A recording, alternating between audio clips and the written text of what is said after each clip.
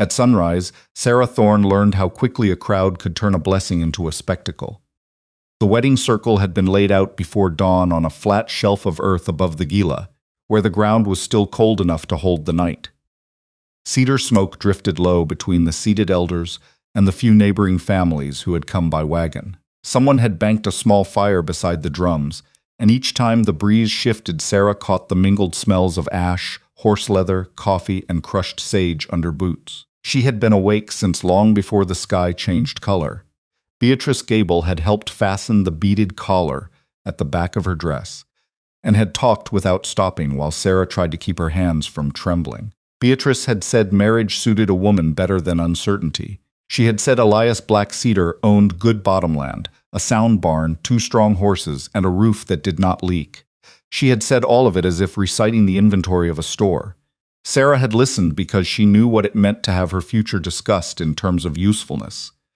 After her father died, the small household he left behind had narrowed from hard living to debt, and from debt to arrangements made by relatives who spoke of necessity whenever Sarah asked what choice had been left to her. Elias had not bought her in any literal sense, but the practical bargain surrounding the marriage had been plain enough. He needed a wife willing to live far from town. She needed a home that could not be taken from her by someone holding a note with her family name on it. It was not the beginning she had imagined as a girl, but she had stopped building her life from imagination years ago. Elias stood opposite her inside the circle, broad-shouldered and still. He wore a clean buckskin shirt with dark stitching at the cuffs and a narrow strip of red cloth tied around one wrist. He had spoken perhaps 20 words to her in the weeks before the ceremony. Yet there had been care in the way he repaired the broken step at the boarding house where she stayed, and in the way he had once moved his horse between her and a loose wagon team without making a performance of it. Sarah had decided that quietness was not the worst thing a husband could bring into a house. When the final chant ended, a soft expectation moved through the people around them. Sarah felt it before she understood it. A few faces brightened. Beatrice lifted the quilt Sarah had sewn and hugged it against her chest. One of the older men gave Elias a small nod. Sarah turned to her husband. She had been told there would be one final gesture, simple and public, a touch that would close the ceremony and send them away as man and wife. She raised her face, not boldly but without apology. Elias recoiled. It was not the slight turn of a shy man. His shoulders jerked back. One heel scraped the hard earth. His hands, held steady throughout the entire ceremony, dropped open at his sides as if something had burned him. Sarah remained where she was for one humiliating second, lips parted, close enough to see the tiny scar beneath his left eye. His expression stopped her from becoming angry at once. There was pain there, not disgust, not mockery, something closer to fear, except it did not seem to be fear of her. Then he looked past her toward the northern ridges. The drums were silent. A horse tugged at its bit near the wagons. Somewhere behind Sarah, a woman drew in a breath through her teeth. Beatrice's eyes found hers. That was worse than laughter. Sarah lowered her chin and stepped back before anyone could decide to pity her openly. She heard the first whisper move along the circle, then another. The sound was soft and busy, like dry grass rubbing against a fence in wind. Elias did not explain. He did not take her hand. He turned toward the wagons. Sarah followed because standing still would have been a second kind of humiliation. By the time they reached his wagon, the sun had cleared the ridge, and the backs of Sarah's knees were damp beneath her dress. Elias checked the harness twice. He lifted her trunk into the bed and tied it down with a square knot. He did every ordinary task with maddening competence. He did not look at her. Sarah climbed onto the bench without waiting for help. For the first mile, the only sounds were the leather traces creaking and the iron rim striking stones in the road. The ceremony disappeared behind them. Ahead lay pale flats, greasewood, a thread of river flashing between cottonwoods, and the dark line of the mountains Elias had stared at instead of his bride. Sarah kept her hands folded in her lap. She had spent too much of her life asking people why they had decided things for her. She would not begin her marriage by begging for an answer from a man who had made his refusal in front of half the valley. Still, she watched his hands on the reins. They were rough and scarred, capable hands. The right thumb bore a split nail blackened with old dirt. The left palm had a fresh cut that had opened during the ceremony, though Elias seemed not to notice. Those hands had signed the marriage register. Those hands had refused to touch her. The farmhouse stood on a low rise above an irrigated strip of field, its adobe walls washed nearly white by years of sun. A barn leaned slightly west behind it. There was a hand pump, a smokehouse, a square granary, and a narrow porch shaded by a roof patched with different kinds of tin. It was not grand, but it was solid. Sarah stepped down from the wagon. Elias took her trunk before she could reach for it. "Which room?" she asked. He carried the trunk through the front door and set it in the only bedroom. "That one." His voice was lower than she remembered. Sarah waited for more. Nothing came. She untied her bonnet and placed it on the trunk. The house smelled of old coffee, clean floors, lye soap, and something sharper, cedar resin, perhaps. A heavy iron stove sat in the kitchen corner. 2 chairs stood near a rough table. The bed in the other room had a new mattress and fresh sheets tucked tight enough to bounce a coin. Sarah noticed there was only one pillow. She turned. Elias had already begun moving crates. He lifted 3 empty pine boxes from beside the pantry and set them in a line across the main room, then 3 more. He stacked them too high, creating a barrier from the wall near the stove almost to the central support post, leaving only a narrow path along the far side. Sarah stared at him. "What are you doing?" "Making space clear." "For what?" He did not answer. He fetched a broom made from stiff desert grass and began sweeping. The bristles rasped over the boards in steady strokes. Dust lifted into the bars of sunlight coming through the window, then settled again. Sarah stood beside her trunk long enough to understand that the crates were not storage. They were a boundary. The humiliation at the ceremony, held in place all morning by stubbornness, finally changed shape inside her. It hardened.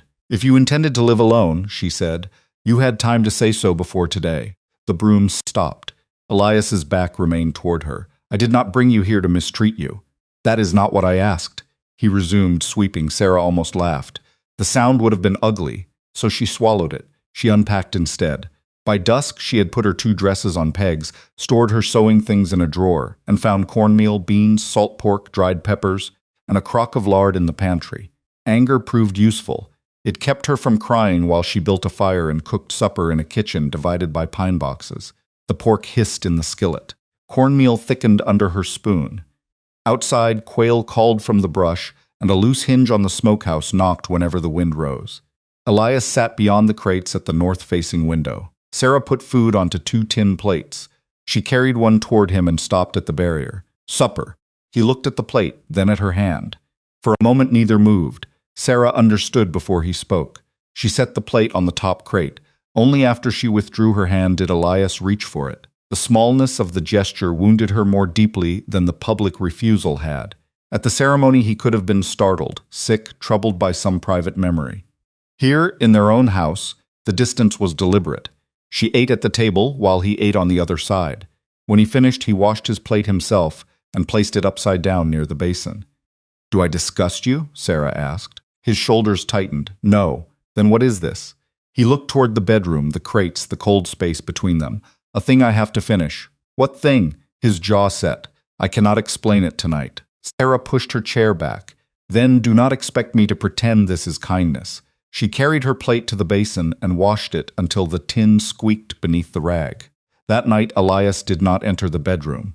Sarah discovered where he intended to sleep when she came out for water, and found him layering fresh cedar boughs on the kitchen floor near the stove. He snapped smaller twigs from the branches and laid the green needles thick enough to make a pallet. Resin shone on his fingertips. The smell filled the room, clean and bitter. "There is another blanket in the chest," Sarah said. "I know, and a floor without branches beside the hearth.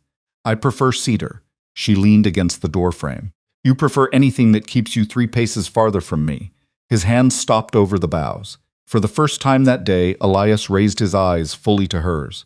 He looked tired, Sarah realized. Not the ordinary tiredness of farm work. His face held the strained, sleepless look of a man who had been listening for something no one else could hear. "I am sorry for what happened this morning," he said. "Are you sorry you refused me, or sorry people saw?" His answer took too long. Sarah went back to the bedroom and shut the door. She slept badly. Sometime after midnight, the cold woke her. The fire had gone low, and frost feathered the lower corner of the window. Sarah wrapped a shawl around her shoulders and stepped into the kitchen. The cedar pallet was empty. At first she thought Elias had gone outside. Then she saw him at the northern window in the main room. He stood in shirt sleeves, one hand resting against the glass. Moonlight cut his profile cleanly from the dark. He was staring at the mountains. Sarah stayed in the doorway. Elias traced 2 fingers along the window pane as though following a line only he could see. His lips moved once. No sound reached her. He remained there so long that Sarah's feet went numb on the boards. She returned to bed without speaking. The next week taught her the shape of their marriage. Elias rose before dawn, worked the irrigation ditch, repaired fence, checked the stock, and returned when the first stars showed. He kept flour in the bin and water in the barrel. If Sarah split kindling, he quietly replaced the dull hatchet with a sharpened one. If she hung a torn sack on the nail beside the stove, she found it stitched before morning. He never entered the bedroom unless she was outside. He never brushed past her in a narrow doorway. He would stop and wait, even if it meant standing with a full bucket until she moved. At meals, a span of empty table always remained between their hands. Cruelty would have been easier to name. His restraint was maddening because it contained care. One afternoon, while Sarah sat on the porch slicing the spines from prickly pears, Beatrice Gable arrived in a wagon with a loaf of sourdough wrapped in checked cloth. Beatrice smelled of lilac water before she reached the steps. "I thought a new bride might forget to bake," she said brightly. "I have not forgotten. I can see that." Beatrice's eyes had already moved past Sarah into the house. Still, bread is bread. She entered without being invited. Sarah wiped pear juice from her fingers and followed. The kitchen told its own story. Elias's cedar pallet lay beside the stove, flattened in the center from a week of sleep. The crates still divided the room. His second chair had been moved beyond them. Beatrice noticed everything. "My," she said softly, "that is an arrangement. The scorpions dislike cedar. So do sensible husbands. If there is a warm bed available." Sarah set the loaf on the table. Beatrice touched the edge of one crate with a gloved finger. "Thomas would rather sleep in the horse trough than explain a thing like this to our neighbors." "Then Thomas is fortunate no one asked him to." The older woman smiled as though Sarah had confirmed some suspicion. Her gaze shifted to a gray clay jar on the sideboard. Its lid had been sealed recently. The mineral around the rim was still lighter than the body of the vessel. "What is that?" "Something of Elias's. From the North Country? I would not know." Beatrice looked at Sarah for another moment, measuring how much embarrassment might be pried loose without appearing rude. She found none. When she left, Sarah watched the wagon grow small in the white afternoon glare. She knew the story would reach town before sundown. A bride rejected at her ceremony was interesting. A bride sleeping alone while her husband bedded down on branches was better. Sarah went inside and picked up the gray jar. It was heavier than it looked. A mark had been pressed into the clay near the base, a simple hooked line crossed by 2 shorter strokes. She had seen the same mark scratched faintly on Elias's red wrist cloth. She returned the jar exactly where it had been. That night she pretended to sleep. Near midnight, the kitchen floor creaked. Sarah opened her eyes to a narrow slit. Through the bedroom door, she saw Elias lift a canvas pack from behind the flour barrel. He strapped a shovel to it. Metal touched his belt buckle with a quiet clink. He stood still for several seconds, looking toward her room. Sarah slowed her breathing. The front door opened and closed. She waited until his footsteps disappeared. Then she dressed in the dark. The moon was nearly full. It turned the yard pale and flattened the scrubland into silver shapes. Elias was already far ahead, moving north. Sarah followed. She placed her boots where his prints marked the dust and avoided the brittle brush. He moved quickly, but without wasted motion. Twice he vanished behind ridges, and Sarah had to hurry. Skirts gathered in one hand until she found his track again. The land rose toward a narrow canyon she had never entered. The air cooled sharply between the walls. Damp stone replaced dust under her fingers when she steadied herself along the trail. Then she heard a voice, low, rhythmic, not conversation. Elias was chanting somewhere ahead. Sarah slowed. A faint orange light touched the rock around a bend. She crouched behind a boulder and looked into a shallow cave. Elias knelt bare-armed beside a small fire. Around him stood 6 clay jars like the one in the kitchen. His shirt lay folded on a stone. Sweat shone along his shoulders despite the cold. He held both palms over one jar without touching it and spoke words Sarah did not understand. The sound was not theatrical. No one was there to witness it. His face made that plain. He looked stricken. When the chant ended, Elias opened the canvas pack and removed a length of cloth, a small hand shovel, and a lump of pale gray clay. He checked the seal of one jar, repaired a crack with wet clay, then wrapped the vessel as carefully as Sarah would have wrapped an infant against winter. The realization came slowly. He was not meeting another woman. He was not gambling, drinking, or hiding stolen goods. Whatever occupied him lived somewhere between duty and grief. Sarah backed away before he could discover her. At dawn, she heard him return. She was at the stove when he entered, and the sight of his hands made her forget to pretend ignorance. They were gray to the wrists. Elias went straight to the wash basin. He poured water, seized the lye soap, and scrubbed. The gray clay clouded the basin. He scrubbed harder. Elias. He did not answer. The skin along his knuckles split. A line of red ran into the milky water. Sarah took one step forward. He moved away from her without looking up. That hurt, but not in the same way anymore. She watched him dry his bleeding hands, roll down his sleeves, and walk toward the barn. By mid-morning, 3 riders appeared at the gate. They wore clean coats despite the dust, and the youngest carried a surveyor's chain. The man in front sat a polished bay gelding and had spectacles with thin metal frames. He introduced himself as Arthur Miller of the Reclamation Service without getting off his horse. Elias came from the barn holding a pitchfork. Miller unrolled a blue-line map across the top fence rail. "We have marked the lower wash," he said. "You will have seen the stakes." Elias stared at the map. Sarah stood on the porch, drying her hands on her apron. Miller traced a line with one gloved finger. "The diversion works begin first. Once the dam closes, this basin will take water. Your house sits below the projected flood elevation." Elias's face changed almost imperceptibly. Sarah had spent a week learning his silences. This one was different. It carried violence tightly held. "How high?" she asked. Miller glanced at her, then back at his paper. "High enough that the chimney won't matter." He pointed toward the northern canyons, the exact direction of Elias's midnight journeys. Sarah felt cold despite the sun. Miller continued talking about notices, schedules, compensation, public utility, and relocation. The words came smoothly from him because none of them weighed anything in his mouth. Elias finally spoke. "You can take a building." Miller raised an eyebrow. "You will not own what is under that ground." The bay gelding shifted sideways. Miller tightened the reins. "The government does not need to own every rock beneath a reservoir, Mr. Black Cedar. It needs the water." "There are graves there," Sarah said. Miller looked at her with a thin smile. "There are graves under most old places, Mrs. Thorne." He used her maiden name deliberately. Sarah stepped off the porch. "My name is Black Cedar now." Miller's smile did not change. "Of course." He rolled the map with a snap. "The lower canyon will be restricted when blasting begins. I advise you both to stay clear. There is no sense getting hurt over ground that will be underwater soon enough." The riders left behind a rope of dust. Elias stood at the fence until they disappeared. Sarah looked toward the mountains, the cave, the jars, the clay on his hands. The way he had recoiled from her kiss as though accepting it would break something sacred. For the first time, the pieces belonged to the same puzzle. But she still did not know what picture they made. 3 days later, she found the ledger.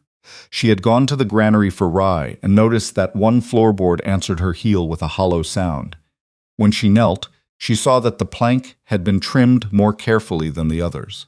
A knife blade lifted it. Beneath lay a bundle wrapped in an old white shirt. Sarah almost replaced the board.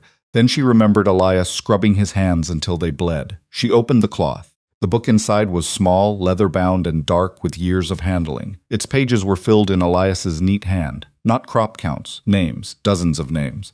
Beside each name were directions, landmarks, dates, and coordinates. Red Wash, Limestone Shelf, Cottonwood Bend, Lower Canyon, North Wall. Some entries had been crossed through with a single careful line. Others carried one word in the margin. Unclaimed. Sarah turned pages slowly. She recognized the marks from the clay jars. Then she found a name she knew. Taza Black Cedar, Elias's father, unclaimed. The location beside it lay inside the zone Miller had marked for flooding. Sarah's mouth went dry. She read backward and understood what the crossed lines meant. Elias had been moving them, one by one, in darkness. The jars in the cave were not things he had buried. They were things he had rescued. A shadow filled the granary doorway. Sarah looked up. Elias stood there. For several seconds, neither moved. The ledger rested open across her knees. "I was looking for grain," she said. His gaze dropped to the loose floorboard. Sarah closed the book. "That is not an excuse. No." "Tell me anyway." Elias stepped inside. Dust floated around him in narrow blades of sunlight. He looked at the ledger, then at Sarah, and some decision seemed to leave him tired before he even made it. "They are my people," he said. "Your family?" "Some. Others were family to families that are gone." He sat on an overturned crate across from her. The flood 10 years ago broke the old burial ground. A levee failed upstream. Water came through the lower wash at night. Sarah waited. My father tried to move the jars before the bank collapsed. Elias looked down at his hands. He had no wagon, no help. By the time I reached him, the water was at his chest. His voice did not break, but it thinned. He kept digging after there was no reason to believe the ground would hold. He got 4 out. The bank took him before dawn. Sarah looked again at Taz's name. Elias rubbed his thumb across the scar in his opposite palm. I promised him I would finish. That explains the nights, yes. The jars. Yes, the mountains. He nodded. Sarah swallowed. It does not explain me. Elias looked up. She held his gaze this time. You married me. You stood beside me in front of everyone. Then you pulled away as if I had put a knife to you. You built a wall through the house. You sleep on branches. You wait for me to move my hand before you take a plate. So tell me how your father's grave explains that. Elias was quiet long enough that Sarah almost stood. Then he said, because of the promise I made after we buried him. Sarah sat still. I had failed him that night. That is what I believed. I was 17. I could not pull him free, and I could not move what remained. I told him I would take no full comfort for myself until the work was done. No full comfort. A home shared as a husband shares it. A wife's bed. A wife's touch. Sarah's face heated with anger again, but it was an altered anger now, tangled with understanding. You should have told me before I married you. Yes, the plain admission struck harder than defense would have. Why didn't you? I thought I would finish before the ceremony. His mouth tightened. Then Miller's first markers went in. I found more names in my father's papers. The lower sites were farther apart than I knew. I told myself I needed one more week. Then another. And you let me stand there in front of everyone. I did. Sarah's eyes stung. I thought you didn't want me. Elias's head came up sharply. For once, his restraint failed to hide the truth quickly enough. He wanted her. Sarah saw it and hated how much the knowledge mattered. I wanted you before you agreed to this marriage, he said. That was part of the danger. The danger. If I let myself have a life before I finished what I promised, I was afraid I would stop. Sarah gave a small, disbelieving laugh. You thought one kiss would make you abandon your dead? No. His eyes stayed on hers. I thought being happy might. The granary seemed suddenly very quiet. Sarah looked down at the ledger. The resentment she had carried since the ceremony did not disappear. It could not. He had still made a choice for both of them and allowed her to pay part of its price without explanation. But what she had mistaken for rejection was not contempt. It was penance. Misguided, severe, lonely penance. How many are left? She asked. Elias's expression closed again. That is not your burden. Sarah counted the entries without crossing marks. 18. Sarah. Miller says blasting begins in the lower canyon. I know, and you intend to move 18 alone. I have moved more than that alone. Not with guards on the ridge and engineers setting charges. His voice hardened. No, Sarah closed the ledger and stood. You do not get to use that word as a wall anymore. This work is dangerous. So is living under a dam. It is not yours. I married you. You made it mine when you brought me into a house built around the secret. Elias rose too. You do not know the canyons. Teach me. You do not know how to handle the jars. Teach me. His jaw tightened. You could be arrested. So could you. That is different. Sarah stepped close enough that only a foot remained between them. No. That is what you have been telling yourself, because it lets you carry everything alone. Elias's eyes narrowed. You think I cannot endure it. I think you should not have to. That stopped him. Sarah pressed the ledger against his chest, making him take it. I am still angry with you, she said. Do not mistake this for forgiveness. His fingers closed around the book. But I will not sit in that bedroom listening for your boots every dawn while you try to outrun a lake by yourself. Elias looked at her for a long time. Then he walked to the back of the granary and opened a wooden chest. He brought out a pair of heavy work gloves. They were much too large. Sarah took them anyway. When she pulled them on, the fingers sagged past her own. Elias looked at them, then at her. For the first time since the wedding, something almost like amusement moved at the corner of his mouth. Sarah found a length of jute twine, wrapped it twice around each wrist, and tied the gloves tight. The amusement vanished into respect. Elias took a smaller spade from the wall and handed it to her. Their fingers touched. He did not flinch, neither did she. They left after the moon cleared the eastern ridge. Elias carried the ledger inside his coat and a long-handled shovel over one shoulder. Sarah carried the smaller spade, 2 empty cloth wraps, a water flask, and the lantern. The farmhouse receded behind them until its single window looked like a low yellow star. They did not take the road. Elias led her through a dry wash where rabbit brush brushed the hems of her skirt, and loose gravel shifted under every third step. He showed her where to place her boots on stone, where to step over pale crust that would crack loudly, and how to pause when coyotes stopped calling all at once. Sarah copied him without complaint. At the first sight, Elias removed the ledger and checked a set of coordinates against 3 landmarks, a split boulder, a dead juniper, and a white streak of mineral in the canyon wall. "This one is shallow," he said. He knelt and scraped aside loose earth with his hands. Sarah set the lantern low and began with the spade. The ground was harder than she expected. It broke in stubborn plates. Each stroke jarred her wrists through the oversized gloves. After 15 minutes, her shoulders burned. After 30, sweat ran down her spine despite the cold. Elias said nothing about her pace. He worked beside her until the metal edge of his shovel struck something that answered with a soft, hollow note. Both stopped. From then on, they used their hands. The jar emerged slowly, its rounded side slick with damp gray clay. Sarah cleared beneath it while Elias loosened the surrounding earth. When enough of it showed, he nodded. "Lift from the bottom." She slid both arms into the hole. The vessel was astonishingly heavy. She pulled once and nothing happened again. Her boot slipped. Elias did not reach for it. Sarah understood. He was waiting to see whether she meant what she had said in the granary. She shifted her knees, found better leverage, and pulled until the jar came free with a wet sucking sound. For 1 second she nearly toppled backward. Elias caught the vessel, not her. His hands closed over the clay where hers already held it. Their knuckles touched. Neither moved away. The jar stood between them, cold, heavy, and older than their marriage. Elias lowered his forehead briefly toward its sealed lid. "Who?" Sarah whispered. "Cooney." He wrapped the vessel in cloth. Sarah wiped mud across her cheek with the back of her wrist. 1. Elias looked at her. 17. She almost smiled. They carried Cooney to a temporary cache in a narrow cave above the projected floodline. 6 jars already stood there, tucked behind a low wall of stone. Sarah recognized 2 from the cave where she had first followed Elias. "You have been moving them here before taking them to the high cradle. The climb is too slow to make every night." "How far is it?" "Far enough that you will hate me by the end." "I already know how to do that." Elias stared at her. Then a rough breath escaped him that might have been a laugh. It startled both of them. The sound died quickly, but it changed the night. They moved to the second site. Near dawn, while Sarah cleared roots from a shallow shelf, a lantern beam swept across the ridge above them. Elias's hand landed on her shoulder. Down. He pulled her into a runoff trench scarcely wide enough for one person. They folded into it together. Sarah's back pressed against damp earth. Elias lay half over her. One arm braced along the trench wall so his weight would not crush her. The lantern above swept again.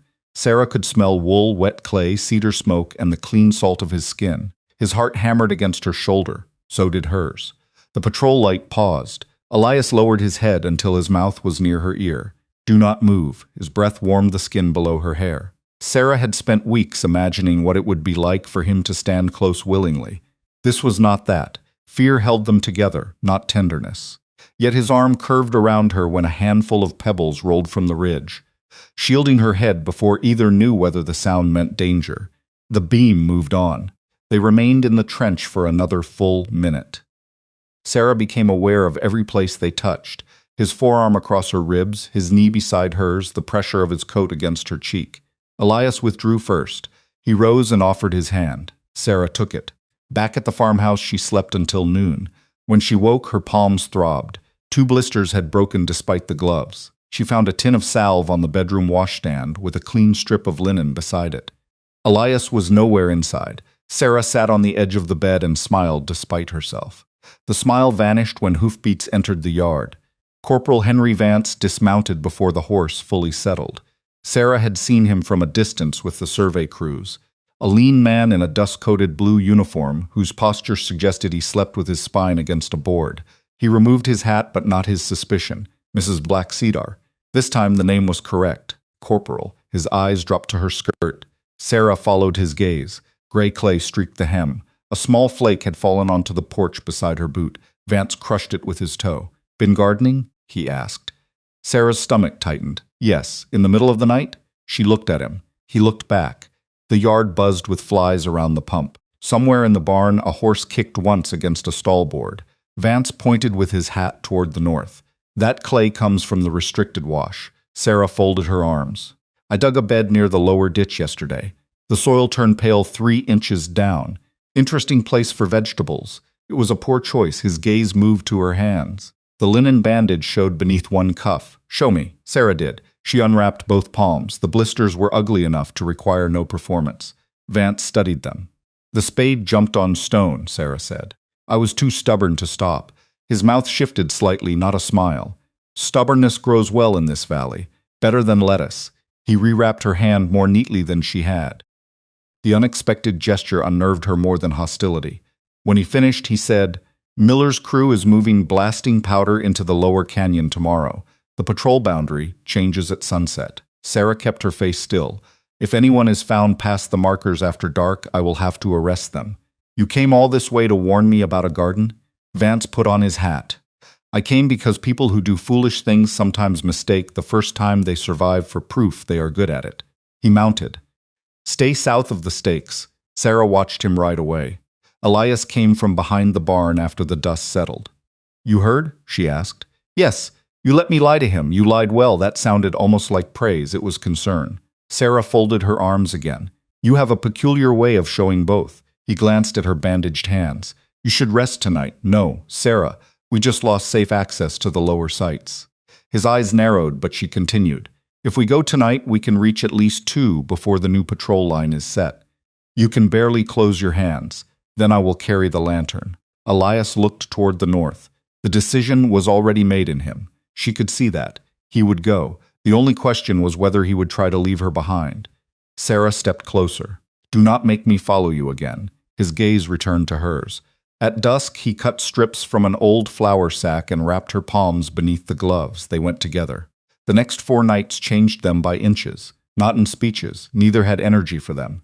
Change came in work. Elias stopped testing whether Sarah could lift each jar and began positioning himself automatically opposite her. When a trail narrowed, he passed her the lantern without asking, because she had better balance with one hand free. When he found a site where roots had grown around the clay, he let Sarah use her smaller fingers to loosen them while he held the earth back. Sarah learned the ledger's shorthand. A triangle beside a name meant loose scree. A black dot meant water nearby. 2 short lines marked a site where the original ground had shifted in the old flood. She learned that Elias hummed under his breath when worried, though he denied it the one time she mentioned it. She learned he could drink coffee so strong it stained the cup and still sleep for an hour on the granary floor. He learned Sarah hated raisins and cornbread. He learned she could mend a torn pack strap better than he could.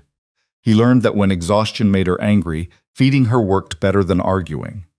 On the 5th morning, they sat on overturned grain bins with the ledger open between them. 12 names had fresh marks beside them. 6 remained. Sarah held a tin cup of coffee in both hands. Steam touched her face. Elias crossed out a name. His pencil paused over the next, Coda, lower narrows. Sarah recognized the notation inside the blasting zone. Yes, how close, close. The first explosion came before he finished the word.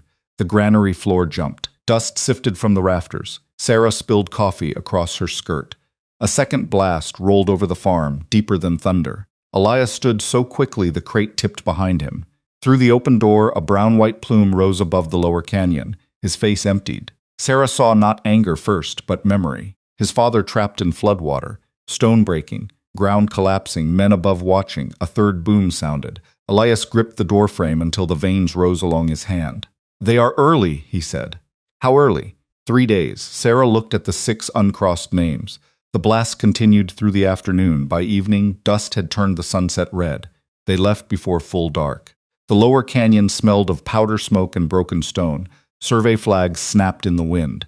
Fresh drill scars showed pale against the rock. They reached Coda's site and found half the shelf gone. Sarah stared at the raw edge. Where? Elias checked the ledger twice. Under that. A slab the size of a table had dropped across the burial place. They worked 3 hours with a pry bar. Once, the slab shifted and caught Elias's boot. Sarah jammed the spade handle beneath the rock while he pulled free. The wooden shaft cracked but held. When they finally uncovered the jar, its lid had fractured.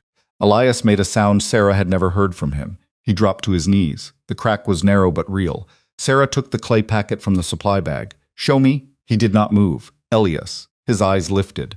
"Show me how to seal it." Together they mixed clay with a little water. Elias pressed the first strip around the crack. Sarah smoothed the second layer with her thumb. They wrapped the jar before the repair had fully dried and carried it upright between them all the way to the cache. At dawn, Elias sat outside the cave with his back against the rock. Sarah lowered herself beside him. His hands shook from fatigue. She wanted to touch them. She did not. Not yet. Instead, she poured the last water from the flask into the cup and handed it over. He drank half and handed it back. Their fingers met around the rim. He left his there for one extra breath. Sarah noticed. So did he. Neither spoke. 2 weeks passed. The house still held the crate barrier, but it no longer meant the same thing. Sarah stopped seeing it as proof that she was unwanted. Now it annoyed her because she kept bruising her hip on the corner when she crossed the kitchen half asleep. Elias still slept on Cedar, but some mornings Sarah found the pallet undisturbed because he had dozed beside the granary ledger, waiting for her to finish salving her hands. Their daylight life became a careful fiction. Sarah baked bread, washed clothes, patched roof seams, and occasionally visited town. Elias plowed a field both knew might be flooded. He repaired a gate that might stand at the bottom of a reservoir by winter. The ordinary work mattered precisely because it was doomed. It kept them from becoming nothing but fugitives in their own valley. Beatrice came again one hot afternoon. This time she found Sarah asleep upright at the kitchen table, cheek resting on folded arms. Sarah woke to the click of the door. Beatrice's eyes moved at once to the bruises along Sarah's forearms and the fresh bandage around one palm. "My gracious, what has he done to you?" Sarah sat up. "Work." Beatrice lowered her voice. "You need not protect a husband merely because people warned you about marrying him. No one warned me. They thought it. Then they should have saved themselves the effort." Beatrice glanced toward the cedar pallet. "At least tell me he has stopped this foolishness." "No, and you tolerate it." Sarah looked at the woman for a moment. A month earlier, that question would have pierced her. Now it landed and fell away. There are worse things than a man keeping distance for reasons he is ashamed to explain. Beatrice blinked. Sarah stood and began kneading bread dough. "What reasons?" "His. You cannot expect the town not to wonder. I do not expect the town to do anything useful." Beatrice left without finishing her coffee. Sarah laughed after the wagon disappeared. Elias entered through the back door. "You heard?" she asked. "Enough. You could have rescued me. You did not need it. That is becoming your favorite excuse." He set a small paper packet on the table. "What is that, raisin?" Sarah stared at him. His face remained perfectly serious. She threw a dish towel at his chest. He caught it. This time, the laugh came clearly. It was brief and rough from disuse. Sarah stood frozen with flour on both hands. Elias looked almost embarrassed. Then the sound of distant dynamite rolled across the valley and erased the moment. They both turned north. By the end of the second month, only 3 names remained. One was Taza. Elias had postponed his father's sight from the beginning. Sarah never asked why. She understood that some tasks were hardest not because of terrain, but because finishing them would remove the reason a person had built an entire life around. The weather changed before they were ready. Morning clouds gathered over the mountains in tall, dark columns. The air smelled metallic. Horses grew restless in their stalls. Ants moved their eggs above ground. Elias watched the sky while tightening a saddle cinch. Monsoon. How soon? Tonight. Maybe tomorrow. Sarah looked toward the lower canyon. If the wash runs, those last sites could be buried deeper, or uncovered, or destroyed. He went to the granary. Sarah followed. Taza's name sat near the bottom of the page. 2 others shared the same lower drainage. Elias packed rope, cloth, extra clay, 2 lanterns, and food. Sarah filled every water flask. "We go now," he said. It was the first time he had not tried to leave her behind. Rain began before they reached the canyon mouth. At first the drops were sparse and warm, darkening the dust in wide spots. Thunder moved behind the ridges. They descended quickly. The canyon amplified every sound. Water began threading down the walls in silver lines. Dry sand turned dark beneath their boots. They found the first jar under an ironwood shelf and carried it to high ground. The second lay near a bend where runoff already filled the wash ankle-deep. Sarah held the lantern while Elias dug. Lightning flashed white across the canyon. The lantern became useless. Rain thickened. By the time they lifted the second jar, water reached Sarah's calves. "Go back," Elias shouted over the storm. Sarah could barely hear him. "Taza," he looked downstream. The last sight lay deeper in the narrows. "We can come tomorrow. You do not believe that." Another bolt of lightning struck somewhere above. The crack arrived almost at once. Elias's face turned toward the place his father had died. Sarah saw the 17-year-old boy inside the man. "Then we finish," she said. They moved. The final sight had become mud. Elias dropped to his knees before he even opened the ledger. He knew the spot. He dug with his hands. Sarah threw the shovel aside and joined him. Cold mud filled her sleeves. Stones cut through the wet cloth around her fingers. Water ran across the hole as fast as they cleared it. Elias's breathing grew harsh. "Taza," he said once. Not a prayer, a plea. Sarah dug deeper. Her fingertips struck smooth clay. Here Elias plunged both arms into the hole. Together they uncovered the rim. The ground shifted. A section of bank slumped into the wash, sending muddy water over Sarah's knees. "Move!" Elias shouted. They dragged the jar free and stumbled toward higher ground. Then the earth beneath Elias gave way. He dropped out of sight. Sarah screamed his name. A jagged fissure had opened beside the ledge, narrow at the top and black below. The jar had fallen with him. A length of rope was still tied to the pack on Sarah's shoulder. She ripped it free, looped it around the trunk of a lightning-scared cedar, and tied the other end around her waist. "Elias," his answer came faintly. "Here," Sarah crawled to the edge. He was 15 feet down, one boot wedged on a slant of rock. Taza's jar rested against his chest, held by one arm. "Leave it!" Sarah looked up. She knew before he answered. "No." "Then tie the rope?" "I need both hands to climb." "You have one."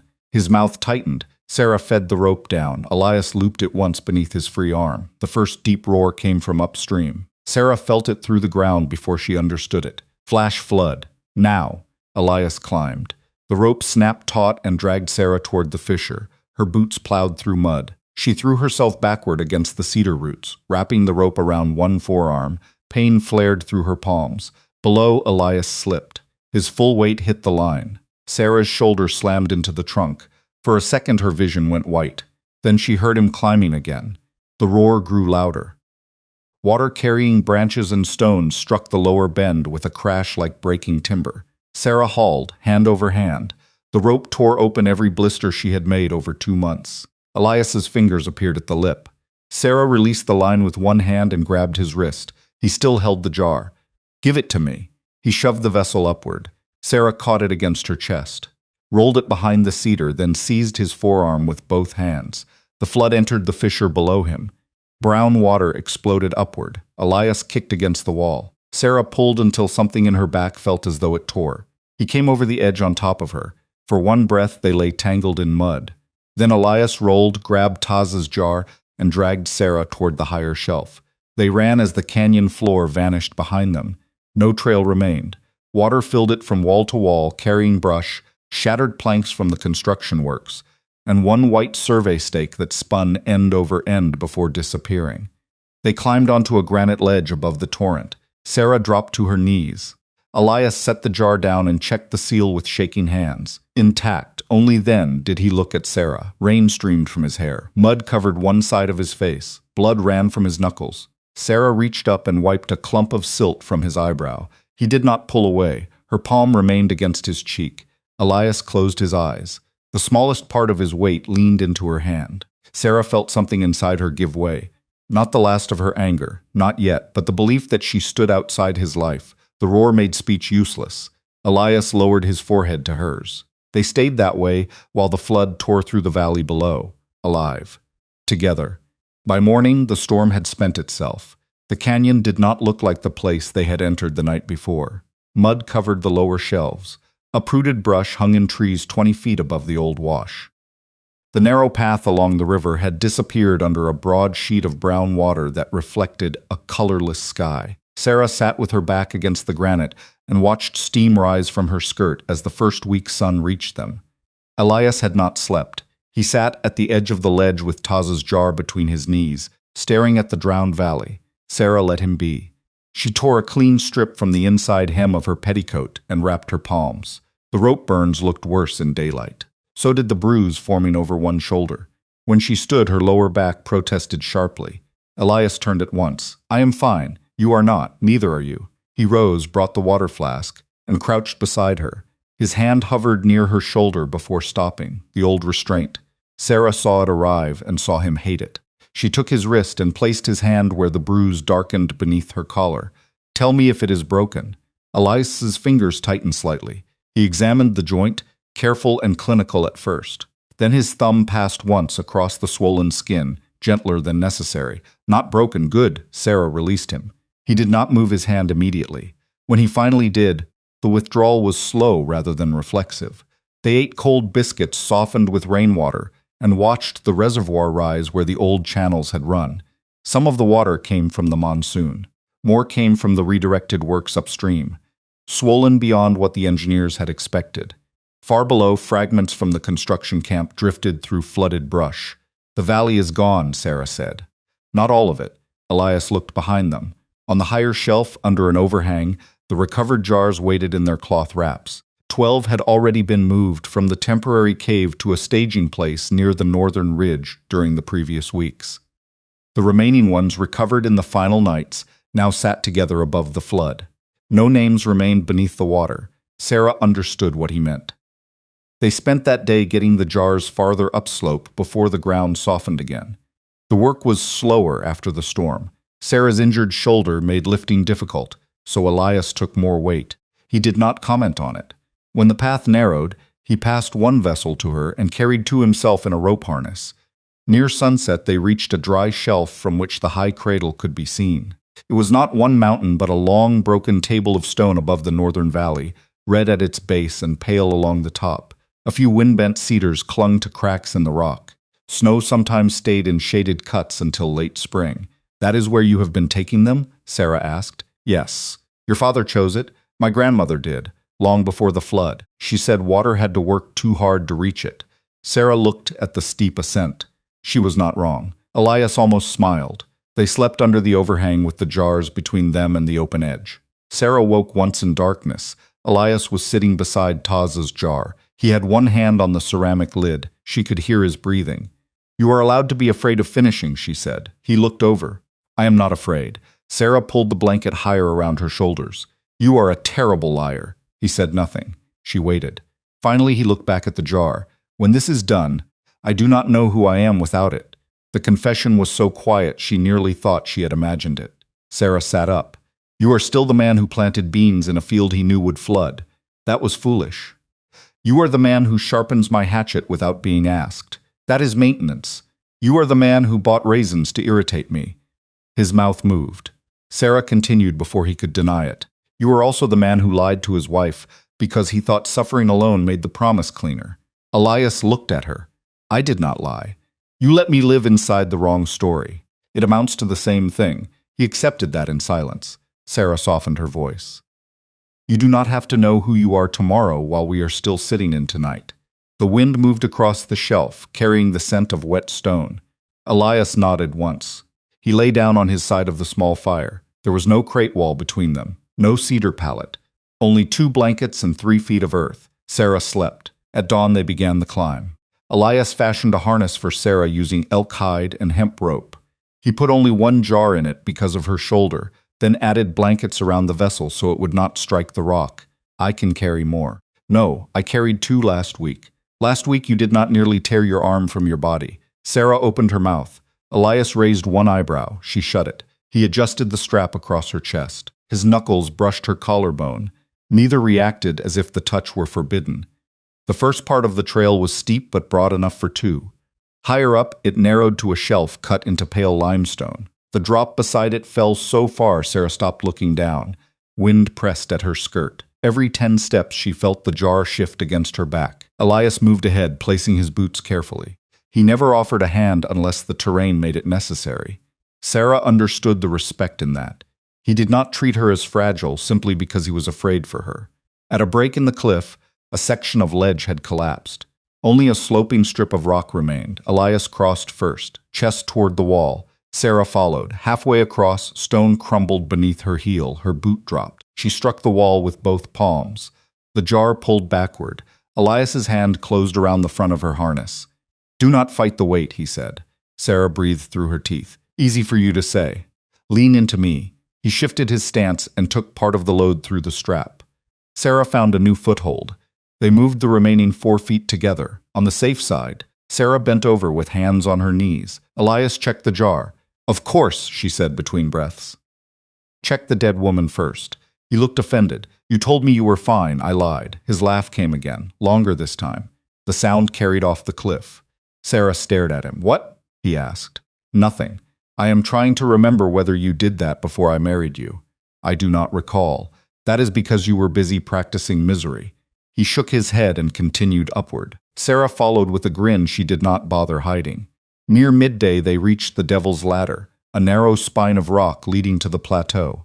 The name proved accurate. Sarah had to use both hands and knees for parts of it, crawling while the jar harness scraped stone behind her. Sweat stung her eyes despite the cold wind. At the top, the world opened.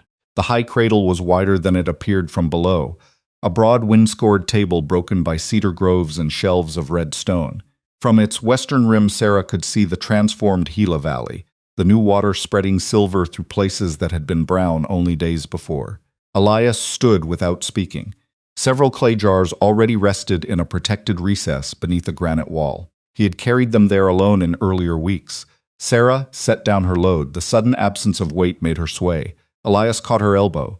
"Sit." This time she did not argue. They spent the afternoon preparing the final resting places. Elias chose shallow alcoves, where natural shelves protected the jars from runoff, and where stone could be fitted over the openings without looking newly moved. He lined each recess with cedar boughs carried in bundles from below. Sarah copied the names from the ledger onto small scraps of paper while he worked, then stopped.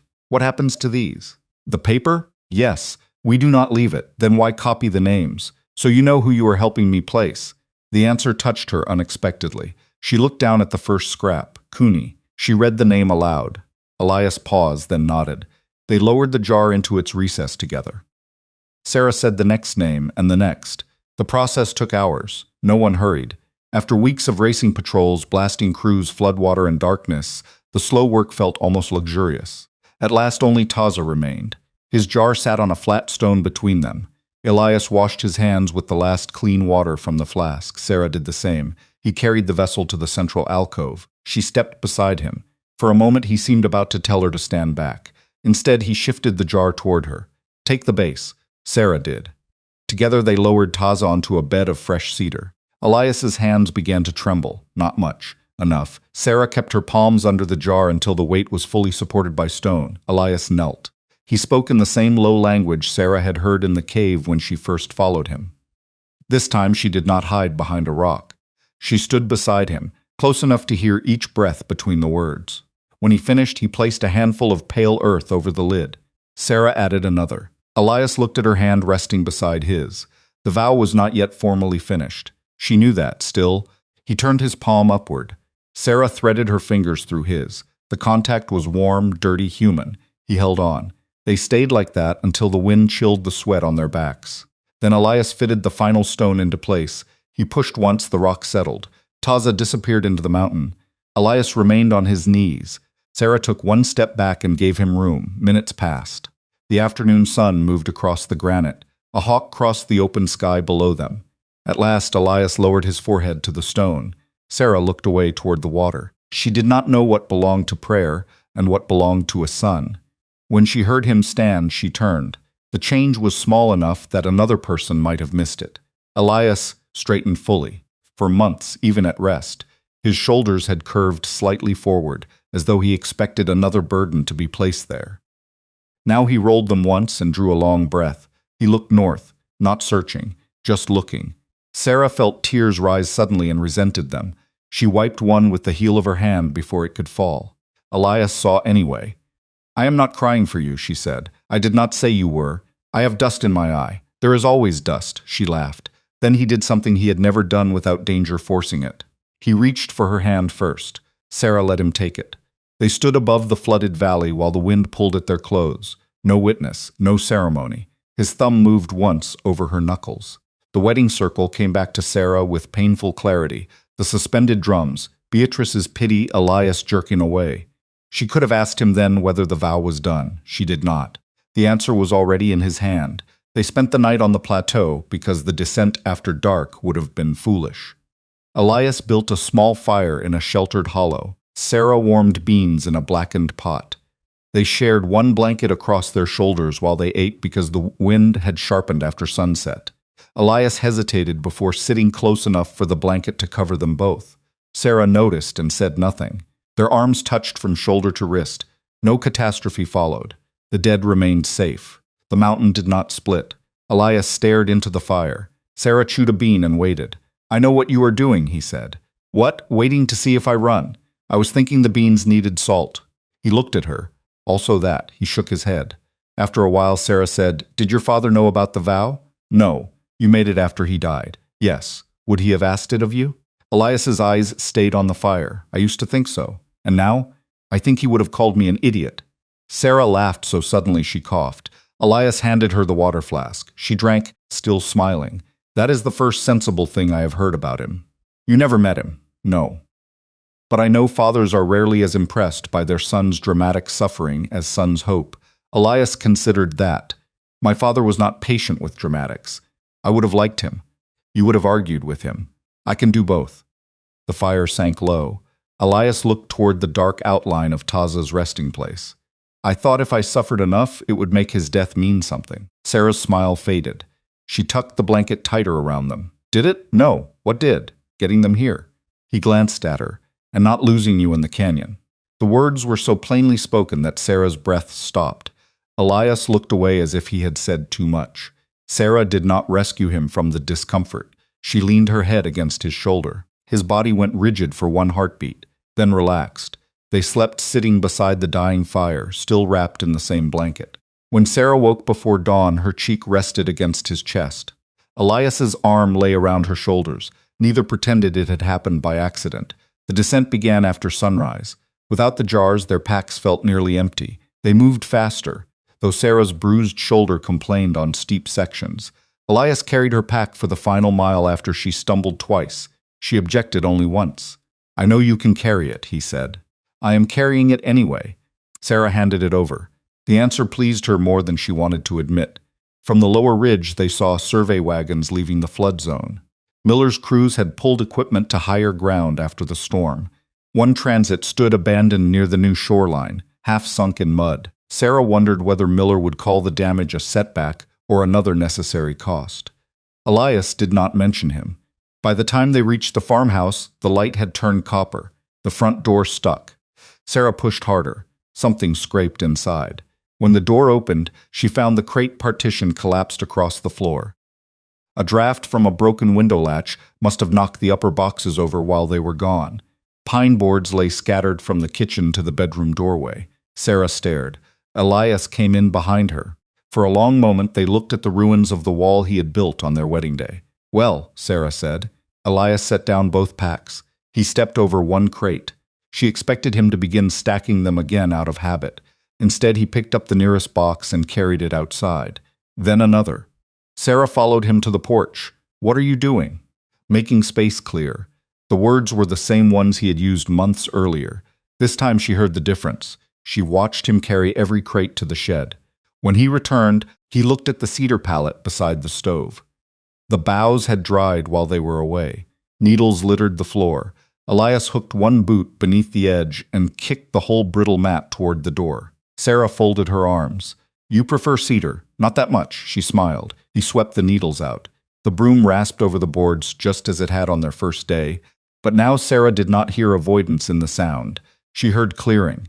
That evening she cooked salt pork and hominy because both were too exhausted for anything elaborate. Elias sat at the table, not on the far side of the room. At the table, Sarah set down his plate. His hand closed around her wrist before she could withdraw. The touch was not hard. It stopped her completely. Sarah looked down at his fingers around her skin. The calluses on his palm matched the new roughness on hers. Elias looked up. "Sarah." He had said her name hundreds of times by then, but never like that. She waited. His thumb touched the pulse inside her wrist. "My wife," he said quietly. The words should not have mattered. She already had the paper, she had the ring. She had endured the ceremony, the gossip, the months of sharing a roof. But this was the first time the title felt chosen rather than assigned. Sarah's throat tightened. "You are late," she said. "I know, very late, I know." She let him hold her wrist another moment. Then she sat across from him. They ate without a barrier between them. Halfway through the meal, Elias moved his chair around the corner of the table so their knees nearly touched. Sarah pretended not to notice. When he reached for the salt, his forearm brushed hers. Neither stopped eating. After supper, Elias carried his blanket into the bedroom. Sarah stood at the doorway. He placed it on the chair rather than the bed. She raised an eyebrow. "I am not asking for what you are not ready to give," he said. Sarah's surprise must have shown. Elias looked uncomfortable but continued. "I made choices for you once without asking. I will not do it again." The anger Sarah had held onto because she needed something solid beneath her understanding finally loosened. Not vanished, loosened. She stepped into the room and picked up the blanket.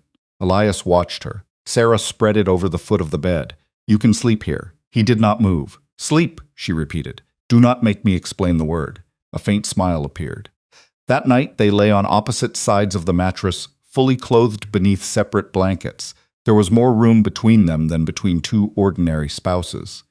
There was less room than there had ever been. Sarah fell asleep listening to Elias breathe. For the first time since the wedding, the sound came from beside her, rather than beyond a wall. Sarah woke before him. For several seconds, she did not understand what was different. Then she saw Elias's hand on the blanket between them, not touching her, close enough that his smallest finger rested inches from hers. Morning light had only begun to gray the window. The house held the quiet sounds of cooling iron and settling wood. A mouse scratched once behind the pantry wall. Sarah lay still. Elias looked younger asleep. The hard line between his brows had eased. One cheek bore a faint crease from the pillow he had refused to use for months because he had insisted cedar branches were sufficient. She nearly smiled. Then his eyes opened. He looked first at the ceiling, then at her, then at the small distance between their hands. Sarah waited to see whether he would pull away. He did not. "Morning," she said. "Morning, you snore." His expression sharpened. "I do not." "You do. I was awake most of the night. That does not help your argument." He looked suspiciously at her face, realized she was teasing, and turned onto his back. Sarah pushed herself up carefully. Her shoulder still ached. Elias noticed. "Stay, I have work." "So do I." "Then why are you telling me to stay?" "Because your shoulder is injured." Sarah swung her feet to the floor. "So is your hand." He looked at the torn skin across his knuckles. "That is different. There it is again." "What?" "That word you use whenever you want the rules to favor you." Elias sat up. For a moment Sarah thought he might argue. Instead he said, "I will pump the water. I will cook." Agreed. The negotiation was so ordinary that Sarah had to look away. This, she realized, was what she had wanted more than grand declarations. Two people deciding a morning together. They were halfway through breakfast when a rider appeared on the southern track. Sarah saw the blue coat first. Her spoon stopped against the bowl. Elias followed her gaze through the window. Vance. The old danger returned at once.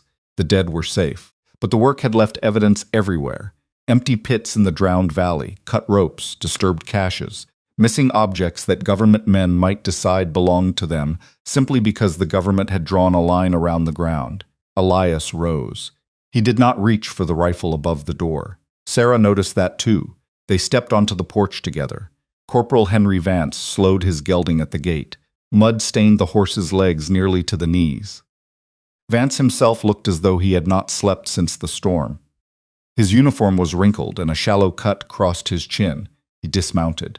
"Road is gone below Miller's camp," he said without greeting. "2 wagons washed out, no deaths." Sarah exhaled quietly.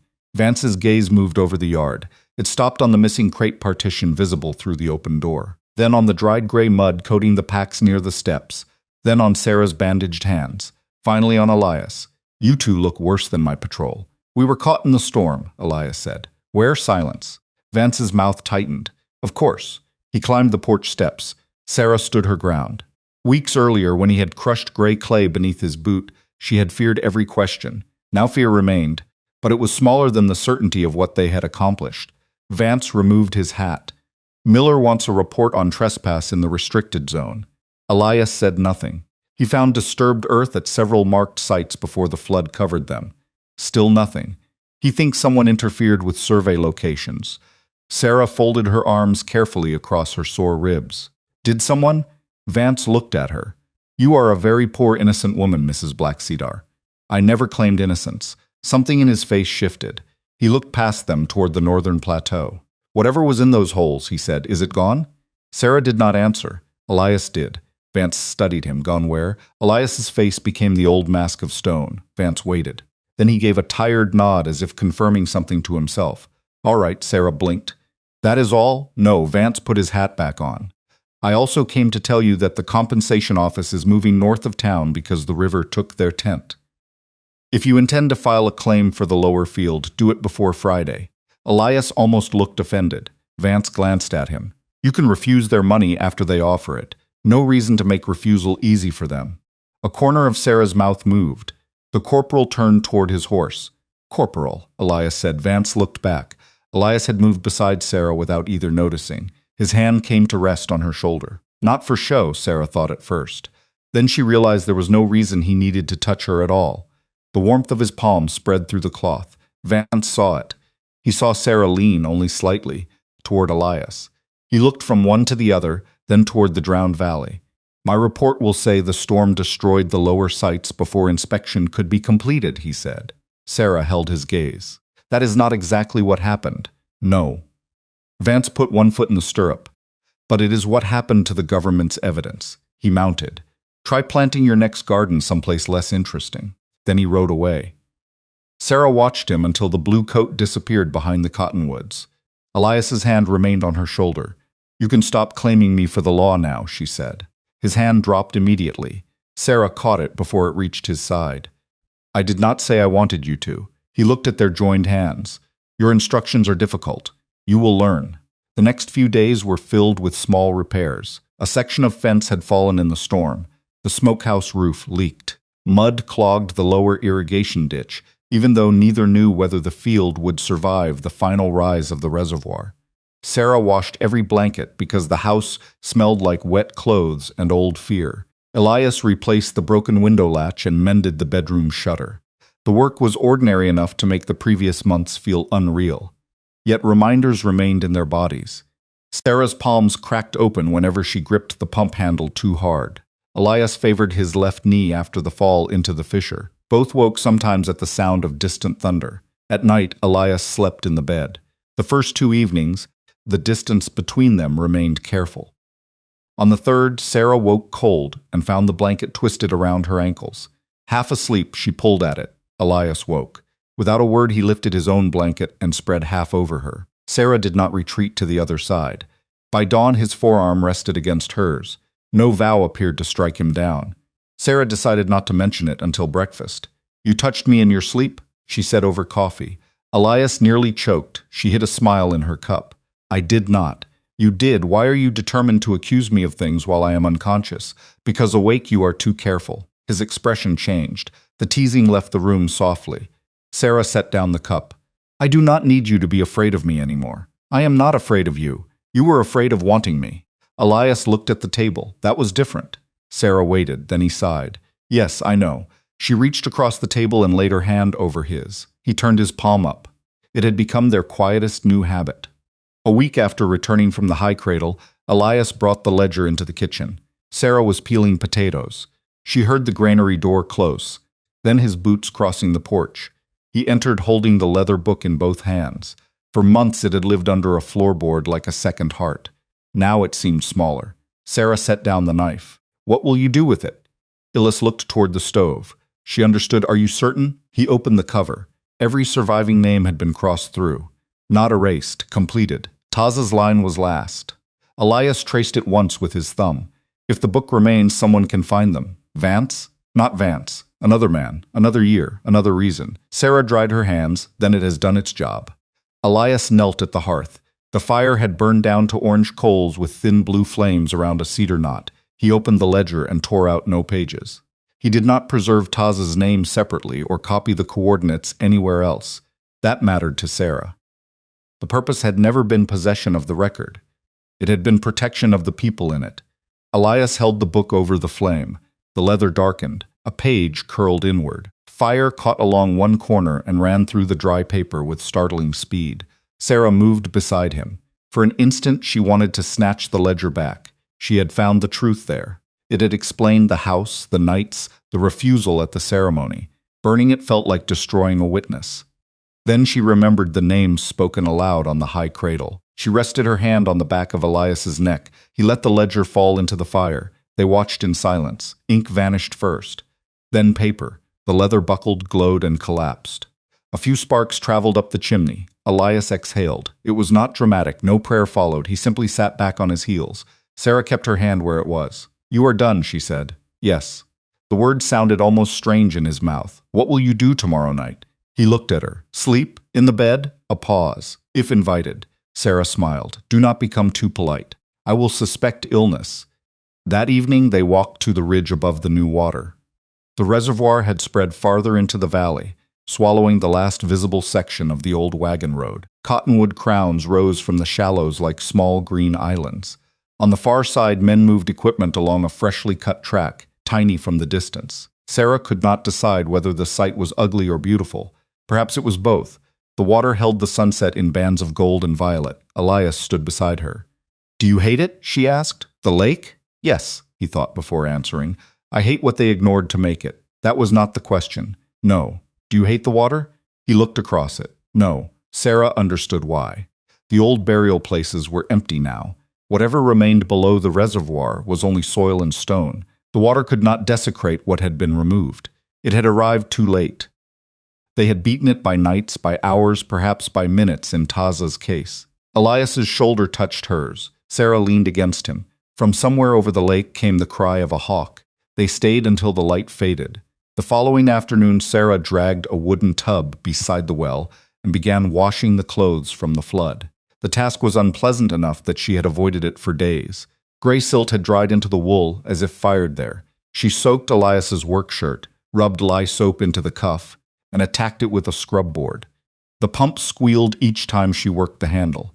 Clear water splashed into the tub.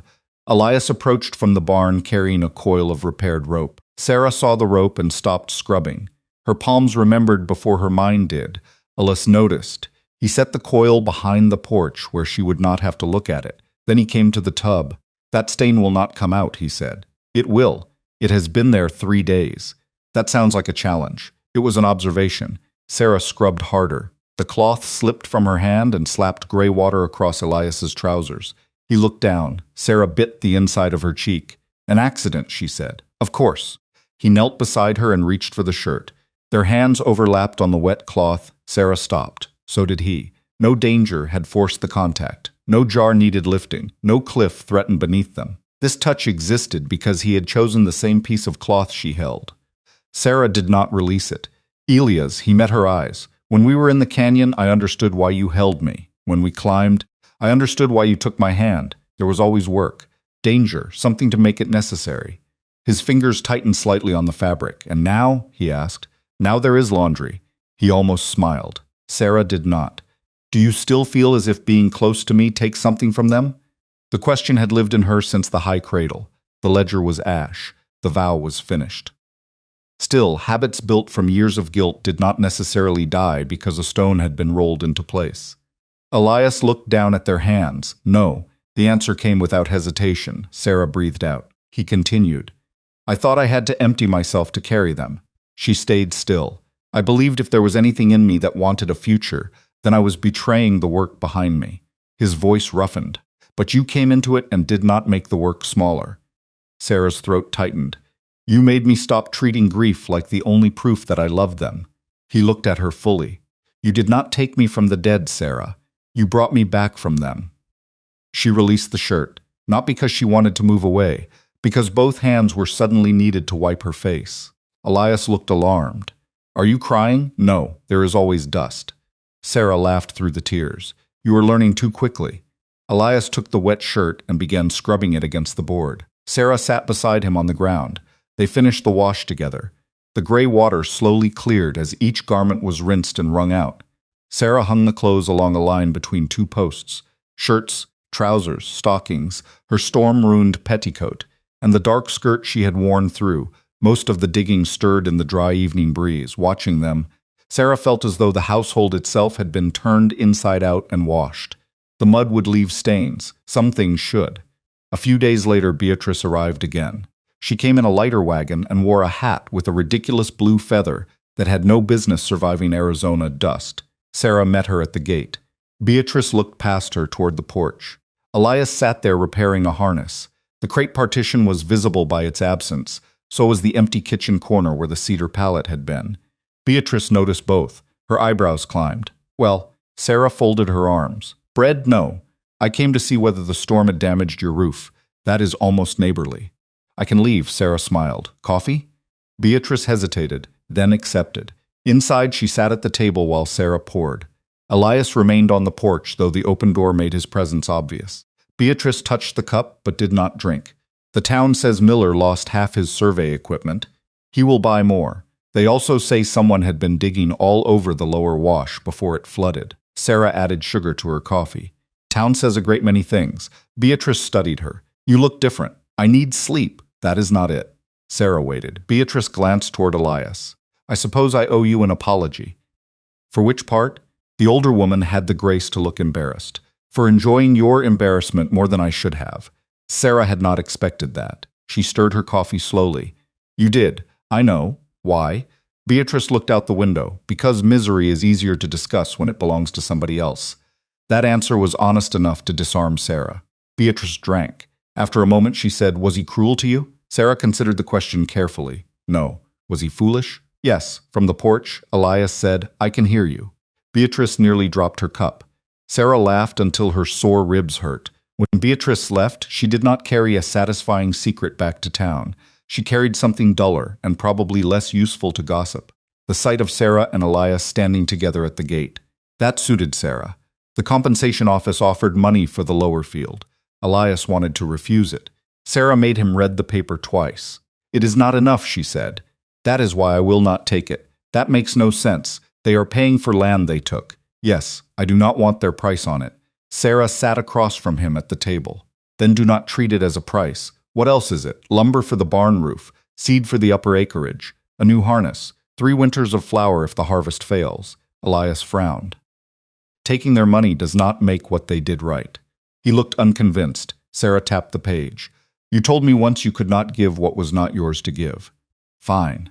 Do not give them the right to keep money that is yours because you want your anger to stay pure. Elias looked at her for a long time.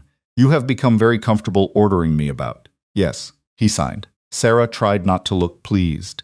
They used part of the payment to move the barn to higher ground. The work took 6 men from neighboring farms and 2 long days. Elias paid everyone in cash and fed them at noon. Beatrice sent pies. Corporal Vance rode past once and did not stop. Arthur Miller appeared on the opposite ridge during the second day. Sarah recognized the polished bay gelding. He did not come down. He watched the men raise the new frame above the floodline, then turned and rode away. Elias saw him too. Neither spoke of it. There was nothing left to prove to Miller. He had his reservoir. They had what he never knew to look for. The first time they went into town together after the flood, Sarah almost refused to go. They needed lamp oil, nails, coffee, and a new hinge for the barn door. None of that troubled her. The hitch came when she saw Elias bring the wagon around and remembered the last time they had ridden side by side from a gathering. On their wedding morning, she had sat beside him with her spine rigid while whispers followed the wheels out of the ceremony ground. For weeks afterward, every trip into town had carried the possibility of hearing that humiliation retold by someone who had not been close enough to see his face. Elias noticed her standing at the porch steps. You do not have to come. Sarah looked at him sharply. He raised both hands. That was not an order. I know. She climbed onto the wagon. The road north of the reservoir had been cut recently and still smelled of raw dirt. They passed crews rebuilding a washed-out culvert, then a row of tents where displaced families waited for lumber and claims papers. Sarah watched the new shoreline flash between trees. Elias drove with one hand on the reins. His other rested on the bench between them. After half a mile, Sarah put her hand over it. He looked down. Keep your eyes on the road, she said. He did, but his fingers closed around hers. They entered town that way. People noticed. Sarah could tell from the pauses. A man carrying feed sacks slowed near the mercantile. Two women outside the post office stopped talking at exactly the same moment. Someone behind Sarah whispered Elias's name. The old shame tried to rise. Then Elias stepped down from the wagon and came around to her side. On the wedding day, he had left her to climb down alone. Now he held out his hand, not because she needed help, because he wanted to. Sarah looked at it for one heartbeat, then placed her palm in his. He helped her to the ground and did not release her immediately. Across the street, Beatrice saw. Her eyebrows rose. Then, to Sarah's surprise, she gave the smallest nod and turned back to the grocer's window without calling attention to it. Inside the mercantile, the clerk asked Elias whether he wanted his purchases charged separately from the lady's household account. Elias glanced at Sarah. "One account," he said. The clerk reached for the ledger. Elias added, "In both our names." It was an ordinary sentence. Sarah knew that. It should not have mattered after mud, floodwater, burial jars, and the high cradle. It mattered anyway. On the way home, a sack of flour shifted in the wagon bed and burst at one seam. White dust coated the coffee tins and half the nails. Sarah laughed so hard she had to hold her side. Elias pulled the team over, climbed into the back, and tried to save the flour with a feed sack. He emerged with white powder across his hair and one cheek. Sarah looked at him and laughed harder. "What?" he asked. "You look 80. He wiped his face with his sleeve, making it worse. Sarah climbed into the wagon bed, took out her handkerchief, and brushed flour from his eyebrow. A month earlier, he would have gone still beneath her touch. Now he caught her wrist and pressed a brief kiss to the inside of it. Sarah stopped laughing. Elias looked suddenly uncertain, as if the gesture had escaped him before he could consider it. She leaned forward and kissed his flour-dusted cheek. "Keep practicing," she said. He stared at her. Then he smiled without restraint.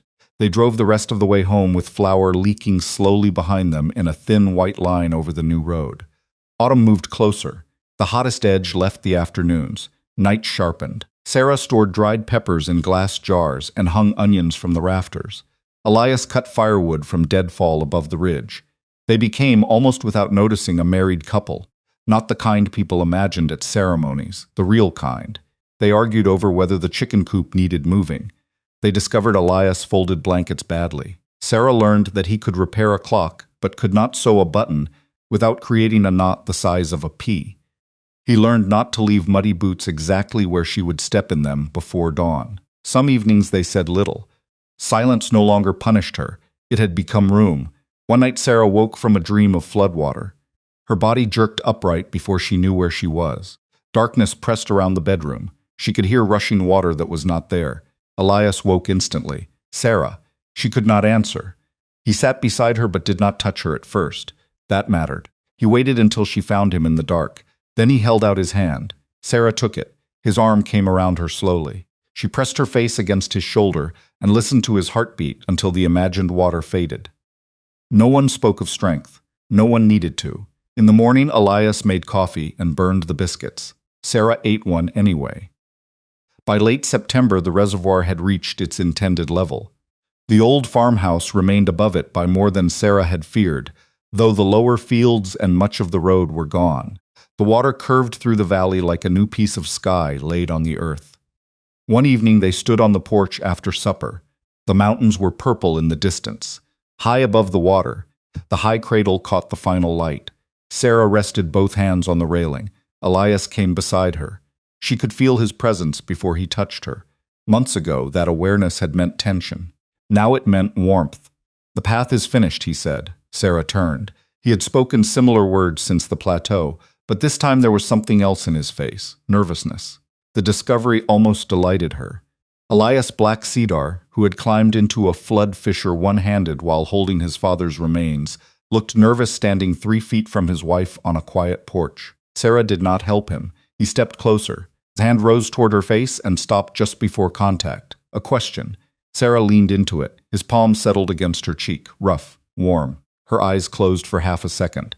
The first sunrise of their marriage returned to her. The gathered faces, the drums gone silent, Elias jerking back as if love itself had been forbidden. She opened her eyes. He was still there, no retreat, no mountain beyond her shoulder demanding his attention, only Elias. Sarah lifted one hand and rested it against his chest. His heart beat hard beneath the shirt. "You are trembling," she said. "So are you. That is different." His mouth curved. Then he bent toward her. Sarah met him halfway. The kiss was not what she had imagined at the ceremony. It was better for being late. There was no crowd, no expectation, no gesture required by custom.